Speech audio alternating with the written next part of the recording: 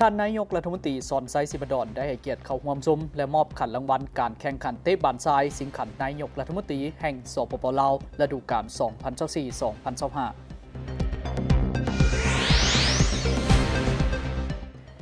ในวันที่ 9 มีนา 2025 ท่านสอนไซสิบดอนนายกรัฐมนตรีพร้อมด้วยบรรดาทานห้องรัฐมนตรีกระทรวงองค์การที่เกี่ยวข้องได้เคลื่อนไหวเยี่ยมยามและสุขยูเวียกงานอยู่แขวงเซกองโดยมีทานเล็กไหลศิวิไลเจ้าแขวงเซกองพร้อมด้วยคณะนำของแขวงเมืองและภาคส่วนที่เกี่ยวข้องให้การต้อนรับและร่วมเคลื่อนไหวเฮ็ดเวียก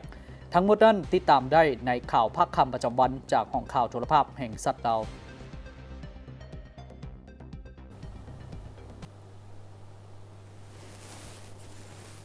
สบายดีท่านผู้ชมที่เคารพสบายดีท่านผู้ชมยินดีต้อนรับท่านผู้ชมเข้าสู่ข่าวภาคค่ำประจำวันจากห้องข่าวโทรภาพแห่งสัตว์เรานำเสนอข่าวภาคค่ำมื้อนี้สุธิเกียรติทวีสุขพร้อมด้วยข้าพเจ้าดวงวิเศษมิถิพรและลามภาษามือทั้งสองเสียงย่างเย่ย่างและติ้งหลิงจันทวงศ์ไซทบิดนี้ไปติดตามที่คณะบริหารงานสหพันธ์แม่หญิงแขวงไซสมบูรณ์ได้จัดกองประชุมทาบทามบุคลากรของคณะบริหารงานสหพันธ์แม่หญิงแขวงไซสมบูรณ์ครั้งที่2คณะบริหารงานสหพันธ์แม่หญิงแขวงสิสมบูรณ์ได้จัดกองประชุมทาบทามเนื้อในและบุคลากรของคณะบริหารงานสหพันธ์แม่หญิงแขวงสิสมบูรณ์ครั้งที่2รอบที่1ขึ้นที่ห้องว่าการแขวงโดยการเป็นประธานของสหายพลจัตวาบัวพันธ์อินทปัญญาห้องเลขาภาคแขวงผู้ชี้นำเวียกงานภาคพนักงานมีสหายนางบุญทวีสิงห์วิไลประธานสหพันธ์แม่หญิงแขวงสิสมบูรณ์มีต่างนางจากหน่วยสหพันธ์แม่หญิงแผนกการองค์การกลุ่มกองเมือง5เมืองและภาคส่วนที่เกี่ยวข้องเข้าร่วมในกองประชุมได้รับฟังการผ่านห้างบทรายงานการเมืองทั้ง2ภาคห้างแผนพัฒนาแม่หญิงแขวงระยะ5ปีห้างบทสำรวจการนำพารวมของคณะบริหารงานสหพันธ์แม่หญิงแขวงซึ่งได้สรุปตีราคาผลงานเวียกงานนำพาชี้นำเวียกงานหอบด้านของคณะบริหารงานสหพันธ์แม่หญิงแขวงในตลอดระยะที่ผ่านมาโดยได้ยกให้เห็นบรรดาผลงานที่พ้นเด่นหลายด้านเป็นต้นด้านการเมืองแนวคิดการจัดตั้งแบบแผนวิธีเฮ็ดเวียกการปฏิบัติภาระบทบาทสิทธิหน้าที่และความรับผิดชอบเวียกงานวิสาเฉพาะการจัดตั้งมหาชนและขบวนการต่างๆพร้อมทั้งยกให้เห็นปัญหาที่ยังคงค้างและสาเหตุที่พาให้มีจุดอ่อนในการนำพาชี้นำของคณะบริหารงานสหพันธ์แม่หญิงแขวงในระยะผ่านมาพร้อมนี้ยังได้รับฟังการผ่านมาตรฐานเงื่อนไขของผู้ที่จะลงสมัครเลือกตั้งเข้าในคณะบริหารงานสหพันธ์แม่หญิงแขวงสิสมบูรณ์และคำแนะนำในการปลดบัตรทาบทามจากนั้นได้มีพิธีปลดบัตรทาบทามเอาบุคลากรหอบหนึ่งเพื่อลงสมัครเลือกตั้งเข้าในคณะบริหารงานสหพันธ์แม่หญิงแขวงสุดใหม่ทางนี้ก็เพื่อเป็นการทาบทามเป้าหมายบุคลากรสมัครเลือกตั้งเข้าในคณะบริหารงานสหพันธ์แม่หญิงแขวงสุดใหม่เพื่อเป็นบ่อนอิงในการเลือกเฟ้นเอาบุคลากรผู้ที่ดีเด่นจากขบวนการเวียกงานตัวจริงให้ถูกต้องตามมาตรฐานเงื่อนไขที่ได้กำหนดไว้เพื่อกักเกี่ยมความพร้อมหอบด้านในการดำเนินกองประชุมใหญ่ผู้แทนสหพันธ์แม่หญิงแขวงสิสมบูรณ์ที่จะได้ไขขึ้นในต่อหน้าให้มีผลสำเร็จได้มีพิธีประกาศแต่งตั้งห้องหัวหน้าองค์การยุติธรรมเมืองหลากแขวงอุดมไซในพิธีคณะรับผิดชอบได้ผ่านข้อตกลงของฐานเจ้าเมืองว่าด้วยการแต่งตั้งห้องหัวหน้าองค์การยุติธรรมเมืองลาฉบับเลขที่035ทับมโลลงวันที่20กุมภาพันธ์ปี2025ซึ่งมีรายชื่อดังนี้แต่งตั้งท่านวงไสสุขบุญมาหัวหน้าหน่วยงานปฏิบัติคำตัดสินของศาลขึ้นเป็นหัวหน้าองค์การยุติธรรมเมืองลาในโอกาสดังกล่าวท่านนางไลวรจันทลาโฮงเลขาคณะบริหารงานภาคเมืองผู้ชี้นำเวียกงานการเมืองแนวคิดเวียกพรรคพนักงานและองค์การจัดตั้งมหาชนได้ให้เกียรติโอ้โลมต่อพิธีดังกล่าวซึ่งฐานได้แสดงความยกย่องสมเสยต่อผลสำเร็จในการจัดตั้งปฏิบัติเวียกงานในระยะผ่านมาพร้อมทั้งเน้นหนักต่อผู้ที่ได้รับการแต่งตั้งมาให้เอาใจใส่ต่อหน้าที่อันมาอย่างมีความรับผิดชอบสูงยกสูงด้านคุณธาตุการเมืองคุณสมบัติศีลธรรมปฏิบัติมีน้ำใจเสียสละต่อหน้าที่ให้สูงขึ้นและเพิ่มทวีความสามัคคีติดพันกับเวียกงานวิสาสะพอเป็นต้นแม้นการปรับปรุงแบบเพนวิธีเฮ็ดเวียกให้ดีขึ้นประสานสมทบสายตั้งสายควงให้เป็นปกติสืบโตพันธุ์ขยายบรรดาเวียกงานจุดสูงของโครงการตุนและแผนพัฒนาของเมืองให้มีการขยายตัวยิ่งขึ้น คณะบริหารงานภาคเมืองสารวันทาบทามห่างบทรายงานการเมืองแผนพัฒนาเศรษฐกิจสังคมบทสำรวจการนำพารวมและทาบทามบุคลากรที่จะออกรับสมัครเลือกตั้งสมัยที่10รอบที่ 2คณะบริหารงานภาคเมืองสารวันทาบทามห่างรายงานการเมืองแผนพัฒนาเศรษฐกิจสังคมบทสำรวจการนำพารวมและทาบทามบุคลากรที่จะออกรับสมัครเลือกตั้งสมัยที่10รอบที่ 2สหายจันทร์ศิลอนศรีสมบูรณ์กรรมการพรรคแขวงเลขาคณะบริหารงานภาคเมืองเจ้าเมืองสารวันได้ให้ฮู้ถึงจุดประสงค์ของกองประชุมครั้งนี้ว่าการทาบทามรอบที่2นี้แม้นมีความสำคัญเพื่อรับประกันเงื่อนไขรับประกันให้แก่การกาเกี่ยมเนื้อในรายงานการเมืองแผนพัฒนาเศรษฐกิจสังคมบันดำเนินชีวิตการเมืองไทยสมัยขององค์คณะพรรคเมืองและเข้าสู่การดำเนินกองประชุมใหญ่รับประกันด้านเนื้อในให้ครบถ้วนสมบูรณ์ทั้งเฮ็ดให้การดำเนินชีวิตการเมืองไทยสมัยขององค์คณะพรรคเมืองสมัยที่10ให้เลิกซึ่งแก้ไขจุดอ่อนขอบกพร่องและสิ่งท้าทายภายในพรรครับประกันการสำรวจกวดกาดตีราคาปัญหาที่เกิดขึ้นภายในพรรคอย่างลึกซึ้งถึงท้องและเด็ดขาดสร้างพรรคให้มีความปลอดภัยเข้มแข็งหนักแน่นสืบต่อนำพาภารกิจปกปักรักษาและสร้างสาพัฒนาประเทศชาติก็คือเมืองสารวันตามอุดมการณ์และตามทิศนำของพรรคที่ศูนย์กลางพรรคก็คือองค์คณะพรรคแขวงสารวันได้กำหนดไว้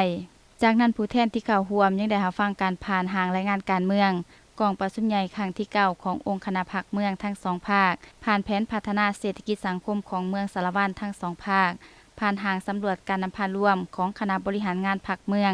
สมัยที่9ผู้แทนที่เข้าร่วมกองประชุมก็ได้ประกอบคำคิดคำเห็นต่อเนื้อใน3บทเสื่อมซึมคำสั่งเลขที่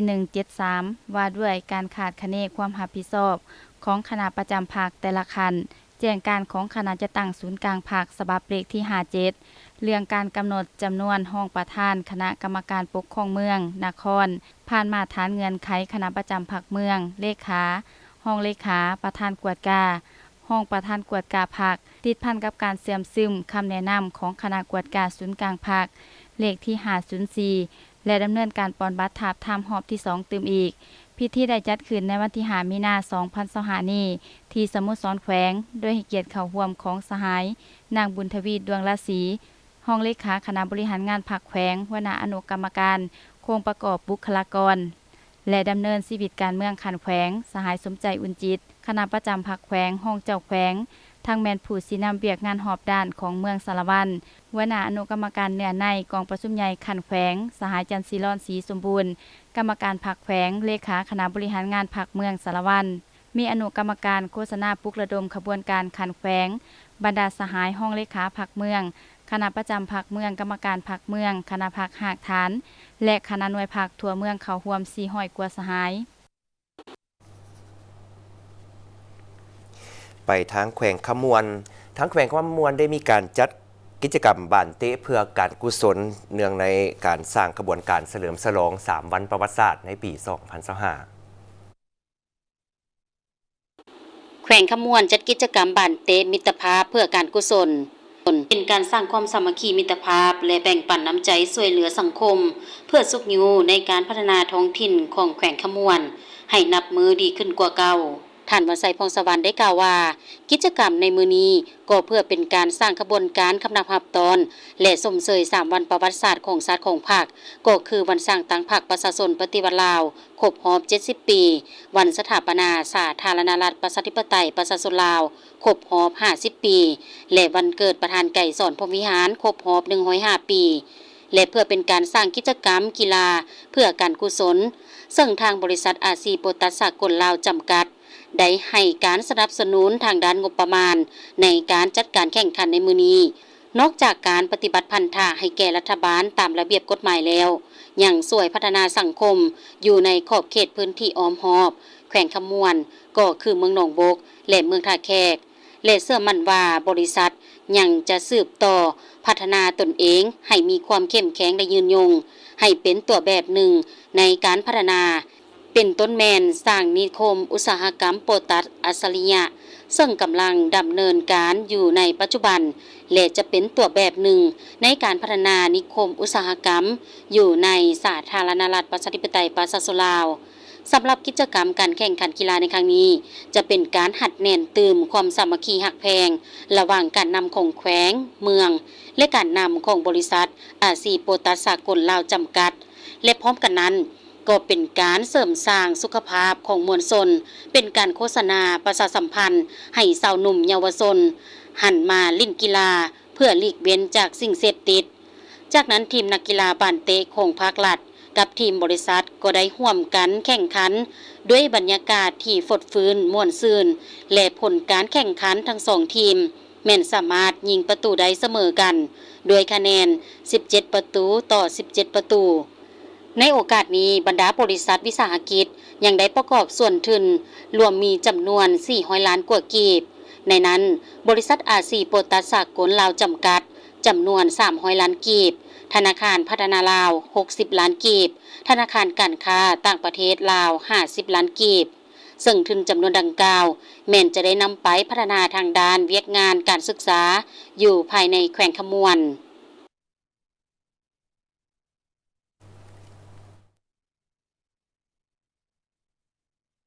แขวงสารวัตรดำเนินชีวิตการเมืองไทยสมัยที่ 2 ติดพันกับการทาบทามบุคลากรเข้าโครงประกอบรอบที่ 2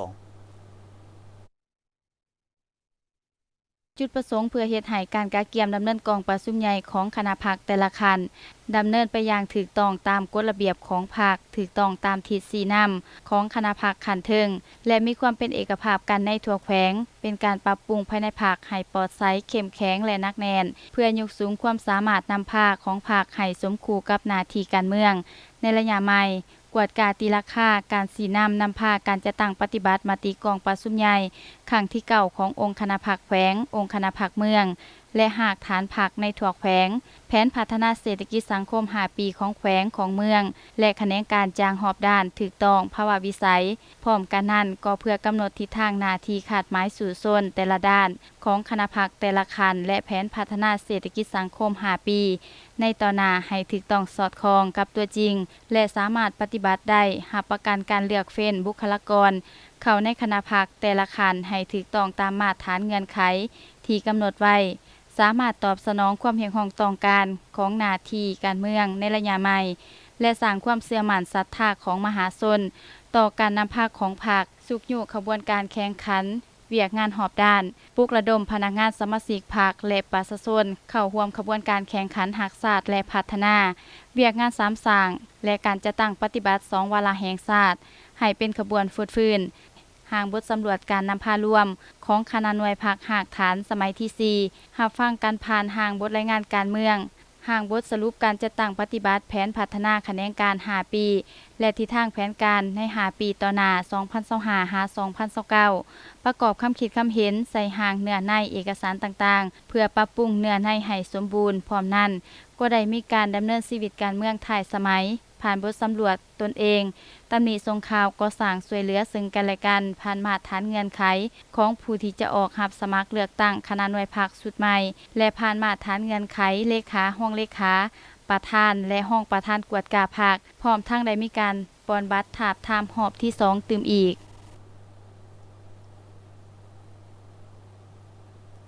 ได้มีการจัดฝึกอบรมสร้างความเข้มแข็งให้แก่สมาชิกสภาประชาชนแขวงและพนักงานราชการของสภาประชาชนแขวงเกี่ยวกับการสร้างห้างบรรดานิติกรรมและเอกสารหับไส้ให้แก่การดำเนินกองประชุมสภาประชาชนแขวงสวรรณเขตกองประชุมฝึกอบรมครั้งนี้แม่นเป็นกองประชุมวิชาการซึ่งมีความหมายความสำคัญแนใส่การปฏิบัติภาระบทบาทสิทธิและหน้าที่ของพนักงานราชการที่เป็นเสนาธิการให้มีความสำนิสำนาญงานและเป็นมืออาชีพการสร้างความเข้มแข็งให้แก่พนักงานราชการสภาประชาชนแขวงถือว่าเป็นการเรียนรู้เอาบทเรียนหลักการอันใหม่ๆจากวิทยากรผู้ที่มีบทเรียนประสบการณ์จากสภาแห่งชาติในการซิดสอนก็คือการลงเลือกเวียกงาน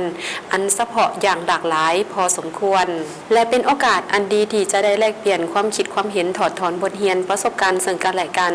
ในการตั้งหน้า ปฏิบัติเวียกงานในระยะผ่านมาซึ่งนักสัมมนากรจะได้รับฟังการนำเสนออยู่3หัวข้อคือ ความรู้พื้นฐานเกี่ยวกับการสังรวมคำเห็นให้ประธานกองประชุมการห่างคำถามเจาะจิ้มบทคำเห็นต่างๆและการห่างบทรายงานกองประชุมสภาประชาชนแขวงในแต่ละครั้งและบทเรียนตัวจริงในการกะเกียมกองประชุมรอบด้านของสภาแห่งชาติกองประชุมฝึกอบรมครั้งนี้แม้นำใช้งบประมาณของสภาประชาชนแขวงและได้ดำเนินจนฮอดวันที่ 4 มีนาคม 2025 จึงสำเร็จท่านผู้ชมห้องน้ำห้านอาหาร Mountain View 1 เดียวแม่นในแขวงหลวงน้ำทาแม่นได้รับรางวัลมาตรฐานห้องน้ำสาธารณะอาเซียนที่จัดขึ้นอยู่ที่ประเทศมาเลเซียในเดือนมกราคม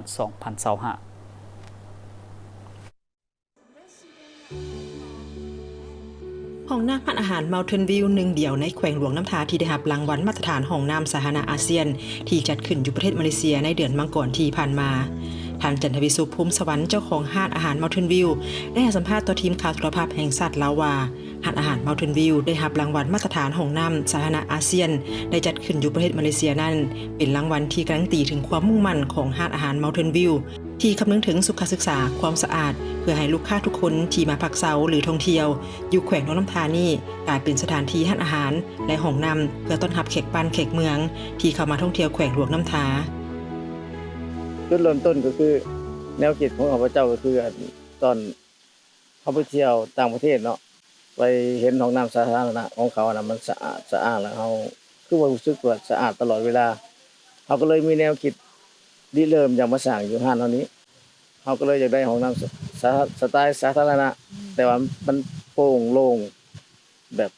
ให้มีลมมีอากาศเข้าตลอดให้มันแห้งตลอดขึ้นตลอดผู้ออกแบบก็กลับไปเขียนตามที่เขาโจทย์ที่เขาตั้งไว้เนาะสุดท้ายออกมาบาทเดียวได้ออกมาปุ๊บเขาว่าเอาไปดีเลยสุดท้ายก็สร้างแล้วเรียบร้อยแล้วก็ พอดีผักลัดทางแขวงลมทาเขานี่แหละเพิ่นได้มาเที่ยวห้านเฮาเพิ่นไปเข้าห้องน้ำแล้วเพิ่นเห็นแล้วมันกลับมาถามมาว่า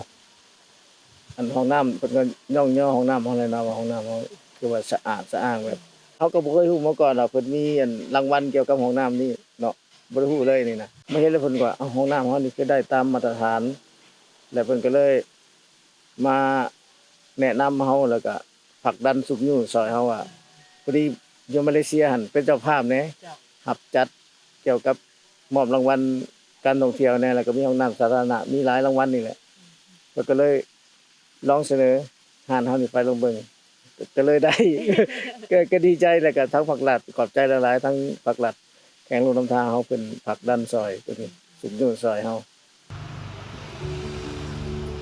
สำหรับห้องน้ำยู Mountain View มีขนาด 16x5 เมตรมีห้องน้ำหญิงชายที่สะอาดพิเศษมีห้องน้ำเพื่อผู้พิการ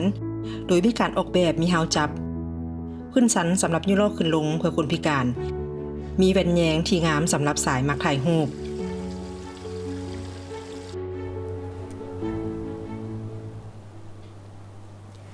ศูนย์ค้นคว้ากสิกรรมแขวงหลวงน้ำทาได้รับทุนสนับสนุนในโครงการทดลองปลูกแนวพันธุ์ข้าวบาเล่และข้าววีดจากบริษัทเบียร์ลาวภายใต้โครงการส่งเสริมการปลูกข้าวแบบยืนยงของบริษัทเบียร์ลาวหลายกว่า200 ล้านกีบเพื่อพัฒนาแนวพันธุ์ข้าวบาเล่และข้าววีด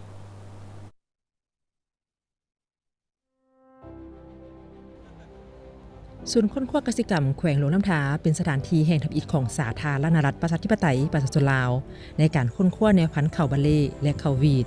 ทั้งศูนย์ได้มีการค้นคว้าแนวพันธุ์ข้าวบาเล่8สายพันธุ์และแนวพันธุ์ข้าววีด150สายพันธุ์ในเนื้อที่5เฮกตาร์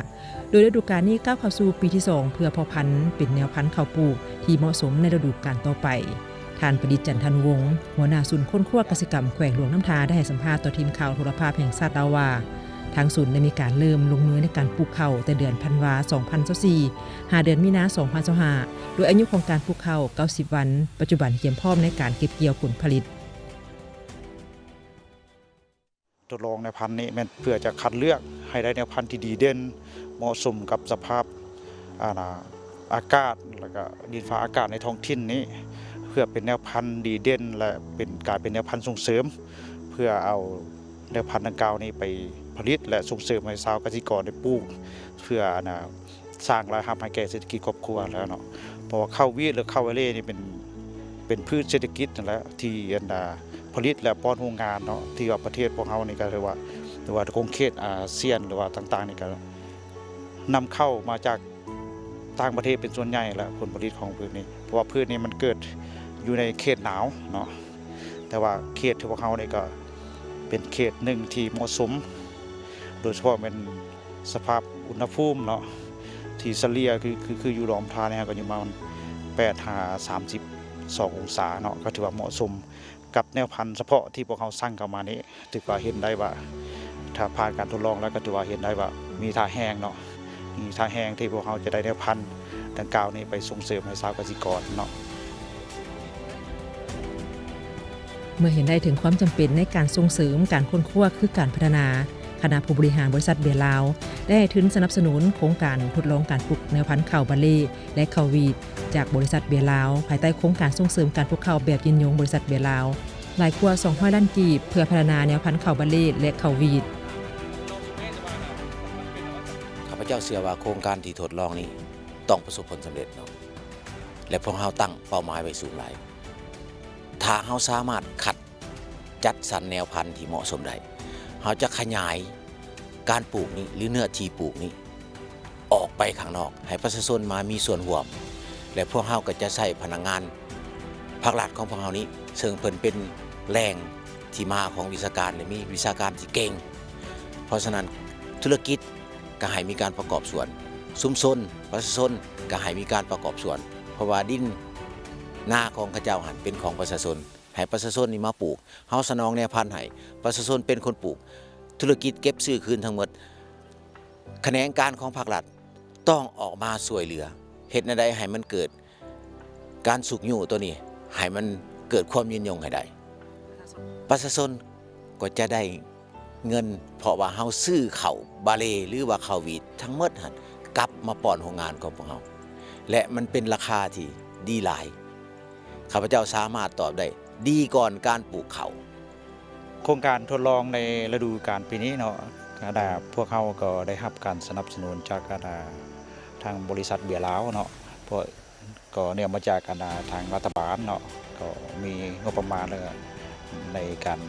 นำใช้เขาในบวงนี้ก็มีข้อจำกัดเนาะดังนั้นจึงว่าพวกเขาประสานงานและสมทบกับบริษัทเบียร์ลาวและก็เนื่องจากทางบริษัทเบียร์ลาวก็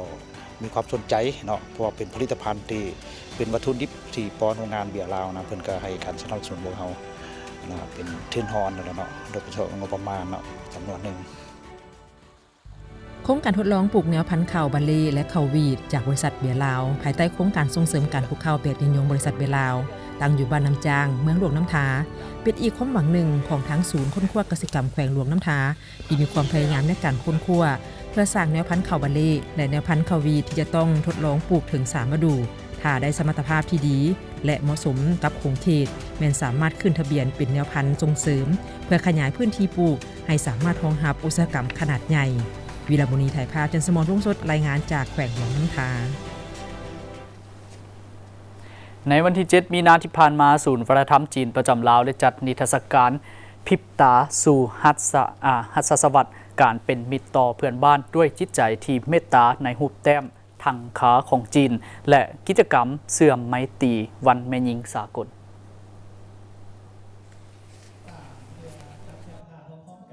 ให้เกียรติเข้าร่วมโดยท่านนางศิริกิติ์พุภารองประธานคณะบริหารงานศูนย์กลางสหพันธ์แม่หญิงลาวท่านนางหลี่ยิ้มผิงหัวหน้าศูนย์วัฒนธรรมจีนประจำลาวมีต่างหน้าองค์การจัดตั้งสหพันธ์แม่หญิงในนครหลวงเวียงจันทน์เข้าร่วมท่านนางหลี่ยิ้มผิงได้กล่าวว่าปี 2025 เป็นปีแห่งการแลกเปลี่ยนวัฒนธรรมระหว่างประเทศจีนอาเซียนศูนย์วัฒนธรรมจีนได้วางแผนสุดกิจกรรมการแลกเปลี่ยนวัฒนธรรมหลายกิจกรรมซึ่งการจัดนิทรรศการครั้งนี้เป็นกิจกรรมหนึ่งที่เฉลิมฉลองวันแม่หญิงสากลครบรอบ115 ปีโดยได้เสื้อเชิญเอาบรรดาแม่หญิงจากบรรดากระทรวงและนครหลวงเวียงจันทน์มาร่วมชมรูปแต้มทางขาซึ่งแม่นรูปแบบศิลปะการแต้มรูปที่มีเอกลักษณ์เฉพาะในวัฒนธรรมสีจั่งเนื้อหาข้อมูลจะเกี่ยวพันกับประวัติศาสตร์ระบบการเมืองวัฒนธรรมและชีวิตทางสังคมของชนเผ่าสีจ้างจนกลายเป็นที่ฮู้จักในสื่อสารานุกรมของชนเผ่าสีจ้างและปัจจุบันมีประวัติศาสตร์ยาวนานกว่า 1,300 ปี นิทรรศการในครั้งนี้ได้คัดเลือกเอาผลงานรูปแต้มทั้ง32รูปผลงานดังกล่าวสามารถเฮ็ดให้ประชาชนลาวเข้าใจในเทคนิคการแต้มและเนื้อในวัฒนธรรมศาสนาของประเทศจีนอันอุดมสมบูรณ์ได้หลายยิ่งขึ้นส่งเสริมการแลกเปลี่ยนและความเข้าใจของประชาชนของ2ประเทศเพิ่มทวีสายพัวพันและไมตรีจิตมิตรภาพระหว่างประชาชน2ชาติลาวจีนสู่ล่วงลึก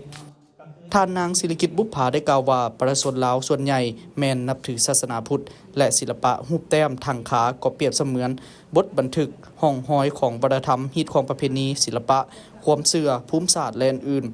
มาแต่บูหานการของชาวพุทธศาสนาถูกจัดเข้าบัญชีตัวแทนมรดกวัฒนธรรมนามธรรมของมวลมนุษย์การจัดงานนิทรรศการครั้งนี้บ่เพียงแต่แสดงให้เห็นความสง่างามของวัฒนธรรมและศิลปะของจีนเท่านั้นแต่ยังหมายถึงการรับรู้และความเข้าใจในพุทธศาสนาระหว่าง2ประเทศผลงานศิลปะเหล่านี้จะเฮ็ดให้คนลาวรู้ได้คุณค่าของวัฒนธรรมพื้นเมืองของจีนเป็นการเสริมขยายการแลกเปลี่ยนและเรียนรู้ซึ่งกันและกันผ่านทางอารยธรรมเก่าแก่นี้ทั้งเป็นการสุกยู่การพัวพันแลกเปลี่ยนวัฒนธรรมระหว่างประชาชนลาวและจีนเพิ่มทวีสายพัวพันและไมตรีจิตมิตรภาพระหว่างประชาชน2ชาติลาวจีนเข้าสู่ลงลึกให้สมกับว่าปี2025แม่นปีแห่งการแลกเปลี่ยนวัฒนธรรมระหว่างประเทศจีนอาเซียน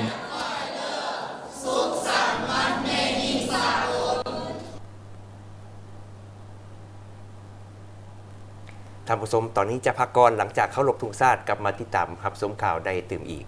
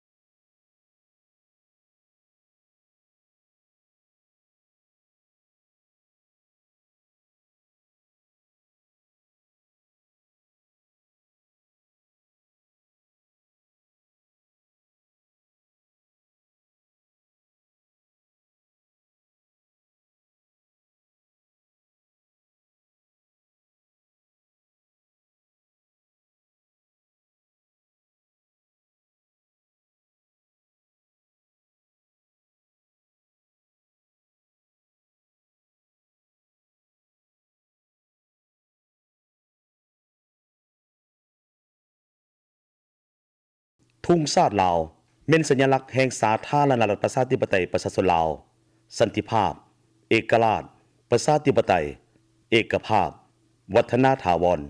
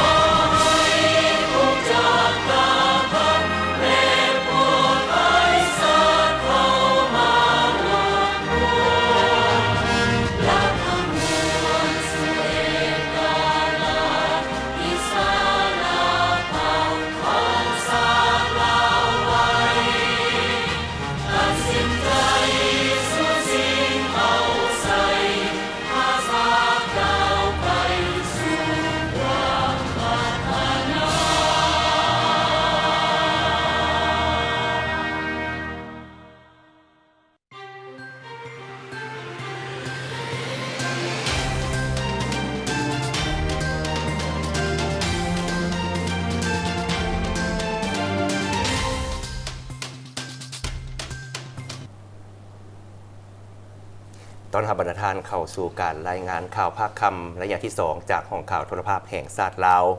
ทับอีนี้ไปเบิ่งที่แจ้งการของกระทรวงการต่างประเทศเกี่ยวกับสหายท้องสวรรค์พรหมวิหารกรรมการศูนย์กลางภาครัฐมนตรีกระทรวงการต่างประเทศแห่งสาธารณรัฐประชาธิปไตยประชาชนลาวพร้อมด้วยภรรยาและคณะจะเดินทางไปเยี่ยมยามสาธารณรัฐประชาชนจีนอย่างเป็นทางการในระหว่างวันที่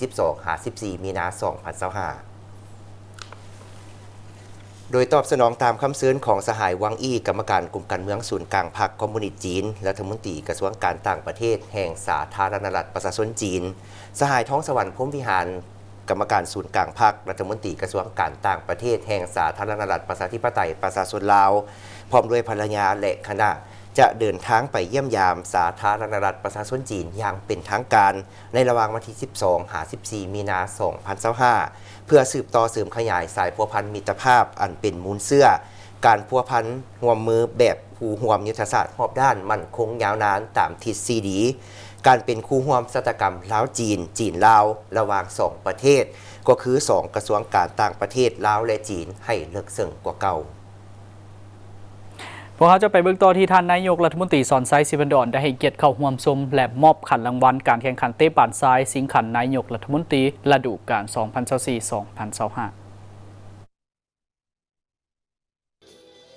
วันที่ 8 มีนาคม 2025 ผ่านมานี้ที่สนามกีฬากลางแขวงจำปาสักท่านสอนไซศิบันดอนนายกรัฐมนตรีพร้อมด้วยท่านเจ้าแขวงจำปาสักท่านรองรัฐมนตรีกระทรวงศึกษาธิการและกีฬาประธานสหพันธ์บานเตะแห่งชาติลาวและผู้ให้การสนับสนุนได้ให้เกียรติเข้าร่วมชมการแข่งขันเตะบานสิงขันนายกรัฐมนตรีประจำฤดูกาลนี้ซึ่งนัดชิงชนะเลิศเป็นการพบปะกันระหว่างสโมสรเอสลากับสโมสรสร้างน้อยผ่านการแข่งขันผลปรากฏว่าสโมสรเอสลาเอาชนะสโมสรสร้างน้อย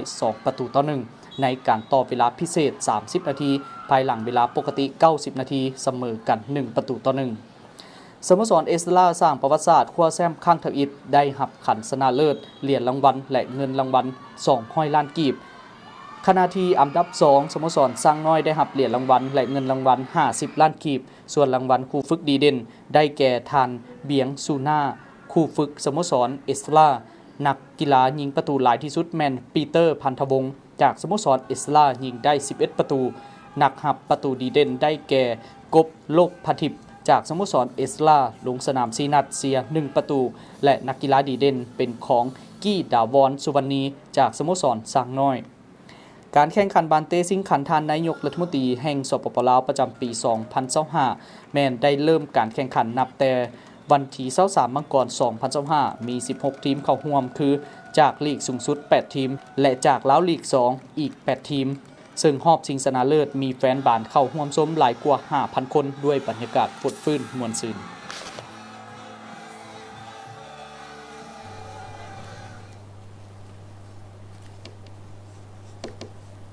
ในวันที่ 9 มีนาคม 2025 ท่านสอนไซศิบันดอนนายกรัฐมนตรีพร้อมด้วยบรรดาท่านรองรัฐมนตรีกระทรวงองค์การที่เกี่ยวข้องได้เคลื่อนไหวเยี่ยมยามและสุขยูเวียกงานอยู่แขวงเสกองโดยมีทานเล็กไหลศรีวิไลเจ้าแขวงเสกองพร้อมด้วยคณะนำของแขวงเมืองและภาคส่วนที่เกี่ยวข้องให้การต้อนรับและร่วมเคลื่อนไหวเฮ็ดเวียกในโอกาสนี้ท่านนายกรัฐมนตรีและคณะได้ไปเยี่ยมยามโรงงานปรุงแต่งเหล้าไวน์ของบริษัทอินแปลงการค้าขาออกขาเข้าจำกัดผู้เดียวอยู่เมืองท่าแตง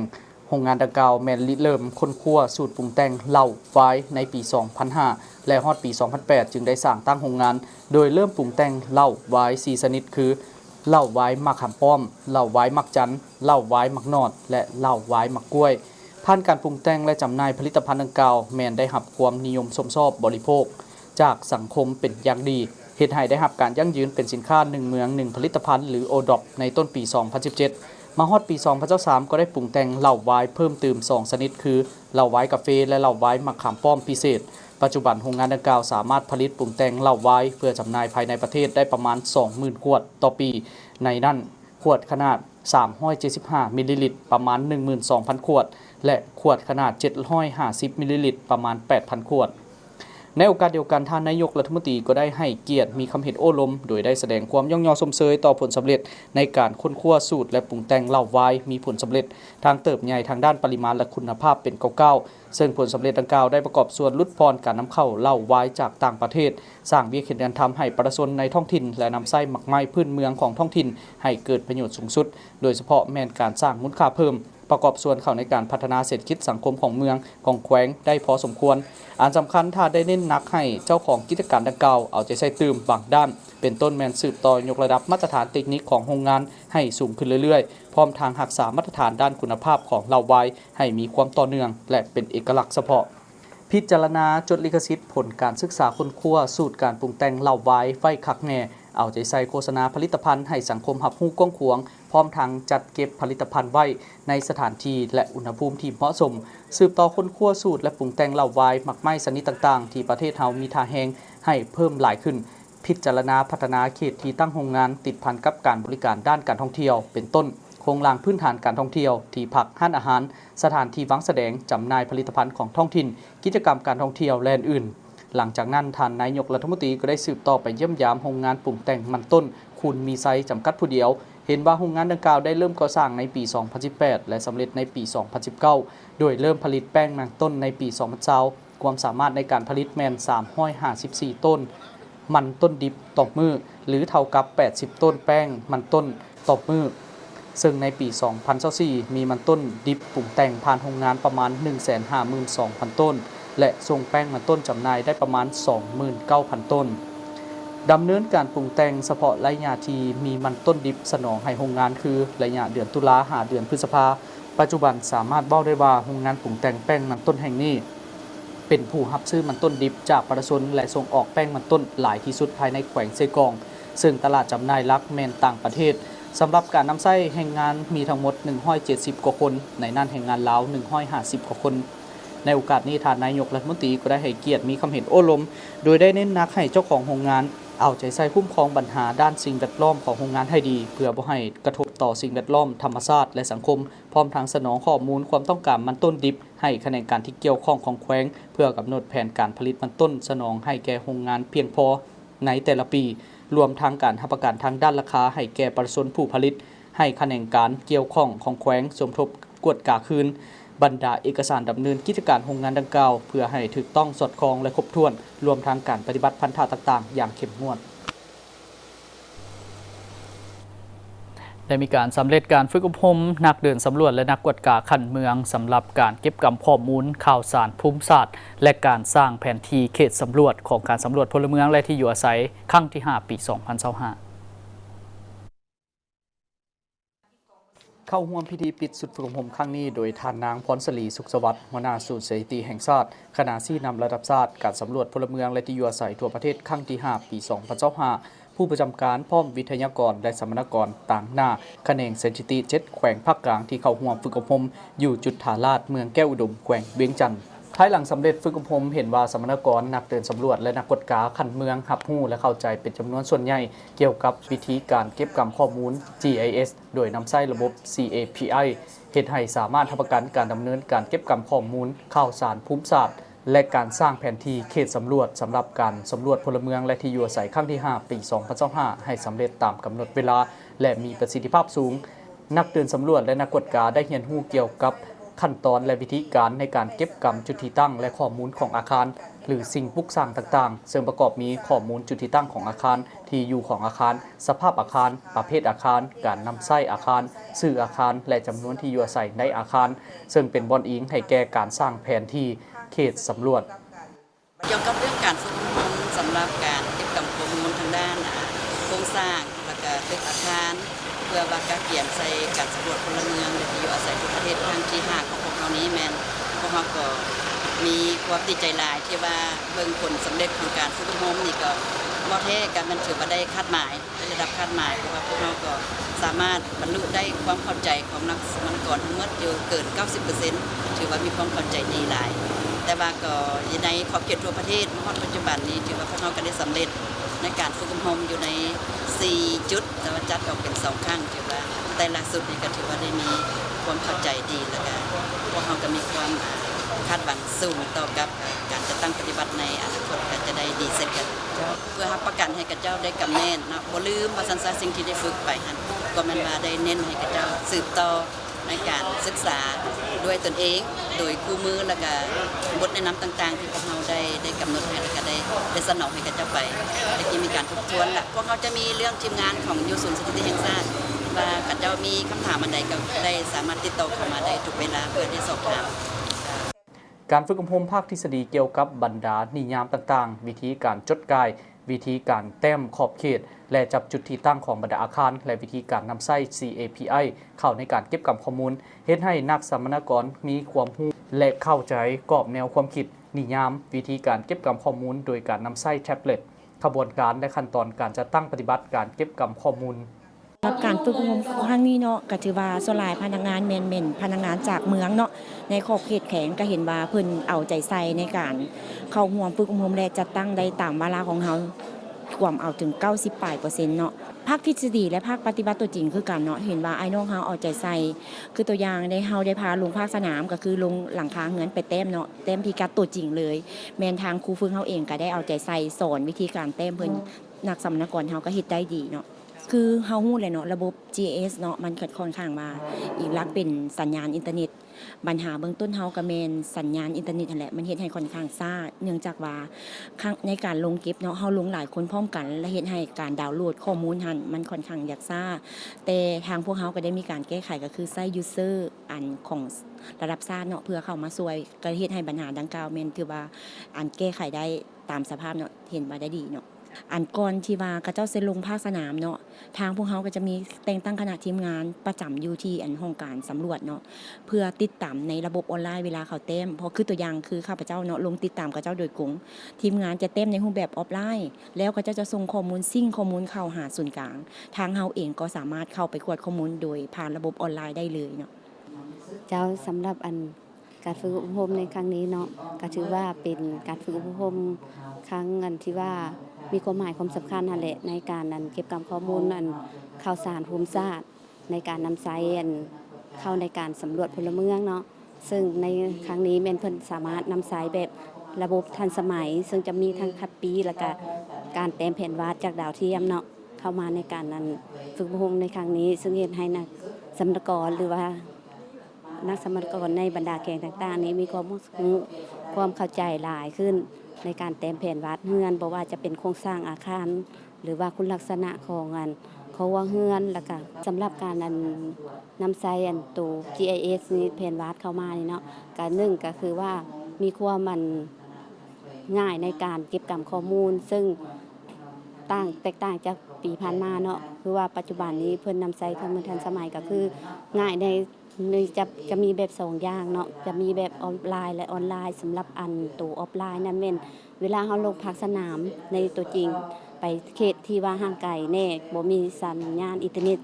รับเข้าได้เนาะเฮาก็จะสามารถใช้แบบออฟไลน์เฮ็ดให้ง่ายในการเก็บกำข้อมูลจะเฮ็ดให้นักเดินเนาะเพิ่นจะบ่มีความวิตกกังวลในการเก็บกำข้อมูลว่าข้อมูลจะการเก็บกำข้อมูลข่าวสารภูมิศาสตร์โดยการนำไส้ระบบ CAPI เข้าในการเก็บกำข้อมูลอาคารในเขตสำรวจหลายท่านมีความสงสัยในการนำไส้แท็บเล็ตด้วยระบบที่ทันสมัยในการเก็บกำข้อมูลจุดที่ตั้งของบรรดาอาคารและที่อยู่อาศัยเพื่อสร้างเขตสำรวจจะเฮ็ดให้การจะตั้งปฏิบัติเวียกงานดังกล่าวมีความสะดวกชัดเจนและประหยัดเวลาอีกด้วยการนำไส้ระบบดังกล่าวเข้าในการจะตั้งปฏิบัติในการสำรวจถ้าบ่อนใดบ่มีสัญญาณอินเทอร์เน็ตที่สัญญาณอินเทอร์เน็ตบ่ฮอดนักเดินสำรวจและนักกฎกาก็จะนำใช้ระบบออฟไลน์แต่ต้องได้โหลดจุดพิกัดของเขตหรืออาคารดังกล่าวไว้เพื่อสะดวกแก่การแต้มแบบออฟไลน์ท่านผู้ชมที่เคารพการจะตั้งพันขยายมติเศรษฐกิจเอกราชเป็นเจ้าตนเองเป็นคาดหมายสู่สนแต่นี่ฮอดปี 2026ต้องสุมทุกกำลังแหงสั่งรวมเพื่อจะตั้งปฏิบัติมติกองประชุมใหญ่ครั้งที่ 11 ของพรรคระยะท้ายสมัยให้ปรากฏผลเป็นจริงด้วยคุณภาพและประสิทธิผลตัวจริงตามที่ใจสร้างการหันเปลี่ยนที่แข็งแรงเลือกซึ่งและหอบด้านพร้อมทั้งสร้างห่วงทาใหม่ให้แก่การจะตั้งปฏิบัติทิศทางคาดหมายใหญ่ฮอดปี 2030 ที่จะถูกกำหนดออกในมติกองประชุมใหญ่ครั้งที่ 12 ของพรรค ก็คือการบรรลุคาดหมายใหญ่ในวิสัยทัศน์ฮอดปี 2030 รายละเอียดติดตามได้จาก 70 ปีใต้ห่มทุ่งผักเศรษฐกิจเอกราชเป็นเจ้าตนเองเมื่อนี้นำเสนอบรรณาทานและเป็นตอนสุดท้าย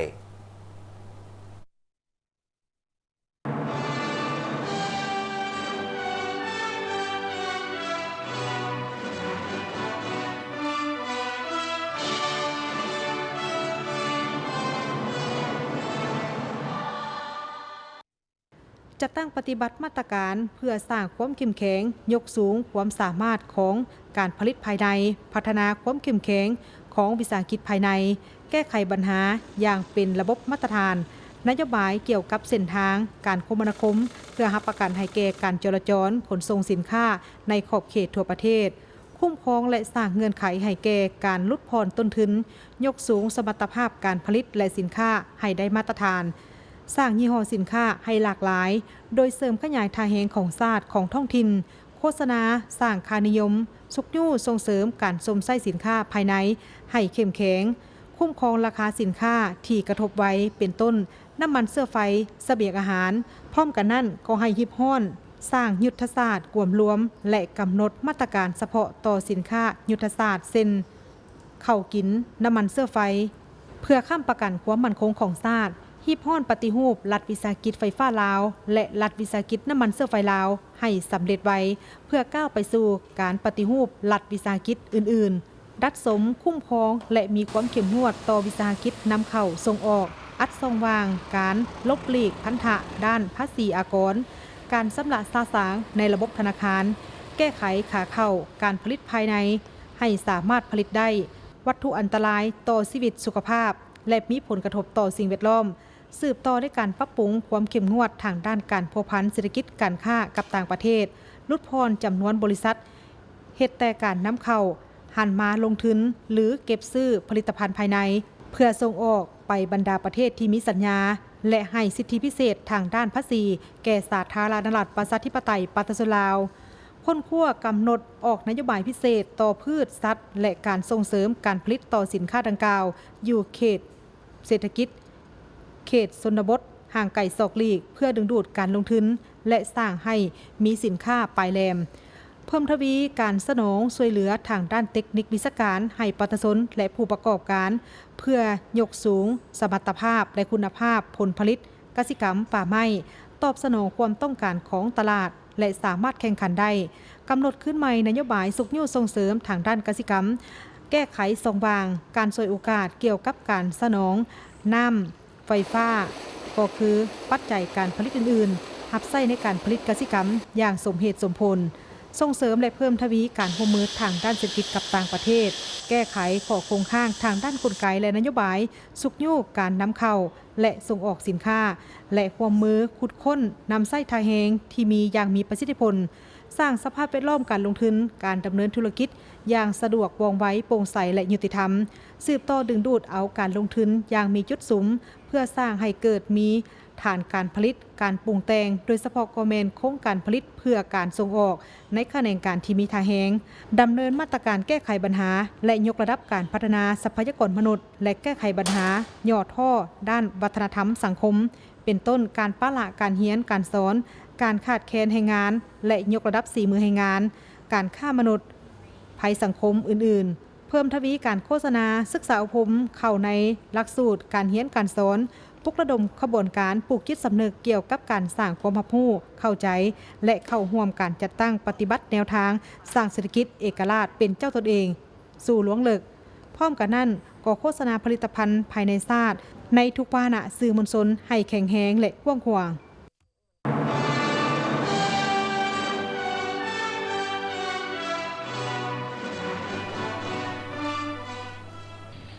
ท่านผู้ชมมาห้อนี้ข่าวภาคคำประจำวันได้หมดเวลาลงแล้วขอบใจทุกท่านให้เกียรติติดตามรับชมพวกเราทั้งสองพร้อมด้วยลามภาษามือและทีมงานขอลาท่านผู้ชมไปเพียงเท่านี้สบายดี